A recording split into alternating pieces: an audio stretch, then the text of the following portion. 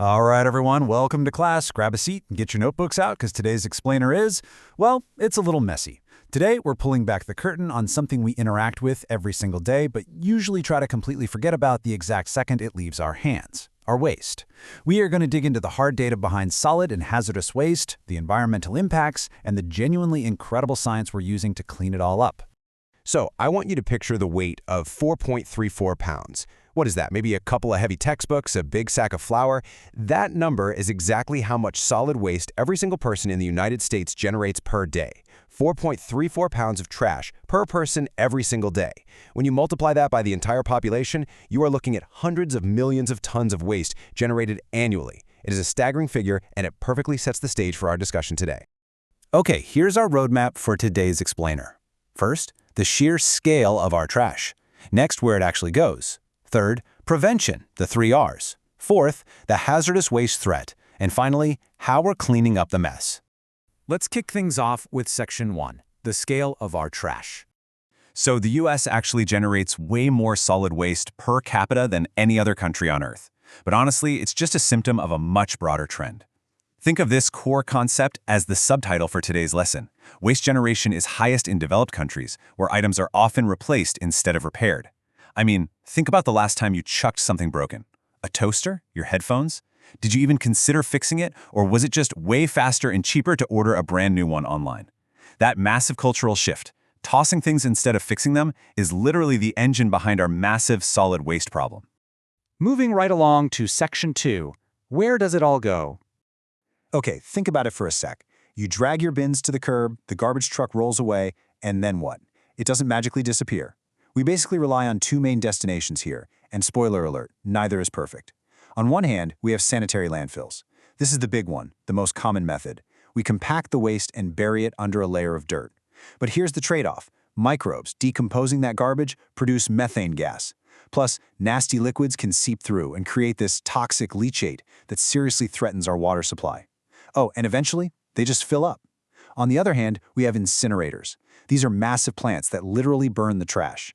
It shrinks the volume by a whopping 90% and even generates electricity. But the incineration process releases hazardous air pollutants like heavy metals and leaves behind this highly toxic ash that still needs careful disposal in a hazardous waste landfill anyway. So, yeah, major trade-offs.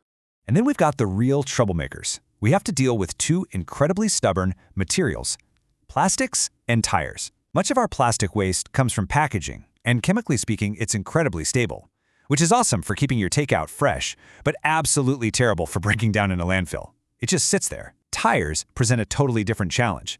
They're made from vulcanized materials, which means you literally cannot recycle them back into their original form. So unless you're building some giant tire fort in the backyard, millions of these things either take up massive amounts of space, get shredded, or just get burned.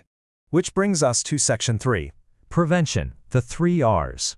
Look, if burying or burning everything is such a headache, the absolute best strategy is just stopping the waste before it even starts. You've heard of the 3 R's since elementary school, right? But I want to hammer home that these steps are in this exact order for a crucial reason.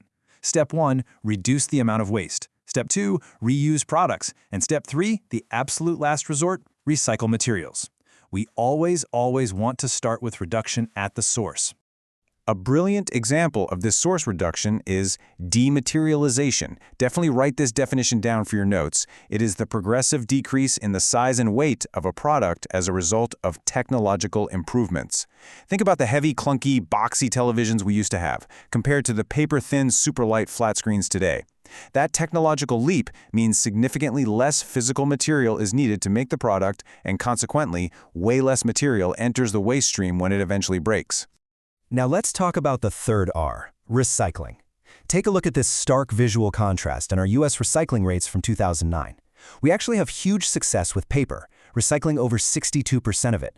That's largely driven by us, the consumers, actually demanding and buying recycled paper products. We also do pretty well with aluminum at 51%, mostly because it's way cheaper for companies to melt down an old can than to mine brand new raw materials. But then look at our massive failure with plastic. A miserable 14%. Why so low? Because plastic containers are usually made of a bunch of different chemical types that have to be painstakingly separated. So honestly, it's just less expensive for companies to manufacture brand new plastic. Crazy, right? But hey, when recycling actually works, it is a total game changer. Just look at these impressive stats for paper. Recycling just 1 single ton of paper saves 17 trees, 7,000 gallons of water, 4,100 kilowatt hours of energy, and it frees up 3 cubic yards of landfill space. It's not just a nice idea, it's incredibly tangible. Putting that piece of paper in the right bin actually has a massive, real-world impact on our natural resources and our disposal infrastructure. All right, moving to Section 4, the hazardous waste threat. Unfortunately, guys, not all waste is as innocent as a cardboard box. Hazardous waste, discarded chemicals that are reactive, corrosive, explosive, or toxic, it only makes up about 1% of our total waste stream. But do not let that tiny percentage fool you. The threat is massive. Let's look at 2 dangerous examples. First, dioxins. These form as a byproduct when we burn chlorine compounds, and they are terrifying because they bioaccumulate. They literally build up in the fatty tissues of animals, magnifying as they move up the food chain. They cause cancer and completely mess with reproductive, immune, and nervous systems. Second, we have PCBs. These used to be widely used as cooling fluids and lubricants. Back in the 1970s, before we knew better, companies just legally dumped these things in open fields. And guess what? Past mistakes like that are still acting as endocrine disruptors in our groundwater right now. And because of all those old-school dumping practices, we have thousands of highly toxic sites that desperately need cleaning up under the Superfund program. Take a look at the top 5 states on the Superfund National Priorities list as of 2011. New Jersey with 112 sites, Pennsylvania, California, New York, Michigan. Do any of you live in or near these states? I point this out because I want to make the abstract concept of hazardous waste geographically real to you. There are over 11,000 of these dangerous sites documented nationwide. The toxic legacy of industrial waste is literally sitting right in our backyards. Which brings us to our final section, Part 5, Cleaning Up the Mess. So, how on earth do we fix it? Well, we try to manage and store it safely, but science has also given us some pretty wild biological tools. Make sure you get this term in your notes, bioremediation. This is the use of bacteria and other microorganisms to break down hazardous waste into relatively harmless products. It turns out there are over 1,000 species of bacteria and fungi that literally eat toxic spills for breakfast. Now, using these microbes is beautifully inexpensive compared to excavating thousands of tons of dirt, but you're basically waiting for microscopic bugs to digest a toxic dump. So yeah, it's not exactly a fast-paced thriller. And then we have this equally mind-blowing concept, phytoremediation. This is the use of plants to absorb and accumulate hazardous materials in the soil. I mean, just marvel at that for a second.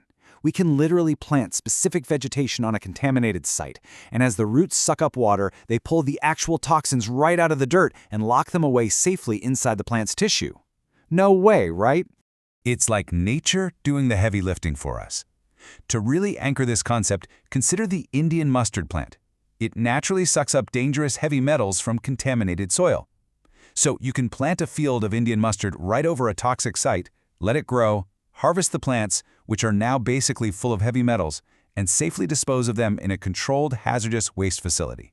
It is just an incredibly elegant, natural solution to a very ugly, human-made problem. All right, we have covered a lot today. The staggering scale of our solid waste, the huge environmental trade-offs of where it goes, the lingering threats from our past, and the brilliant scientific ways we are trying to clean it all up. But remember, the foundation of it all always comes back to prevention. So I'm going to leave you with this question to kick off our final discussion. Between dematerialization, finding clever ways to reuse, or making sure you properly recycle, which are you going to prioritize today? Think about your 4.34 pounds of daily trash, and let's figure out how we can shrink it down. Class dismissed.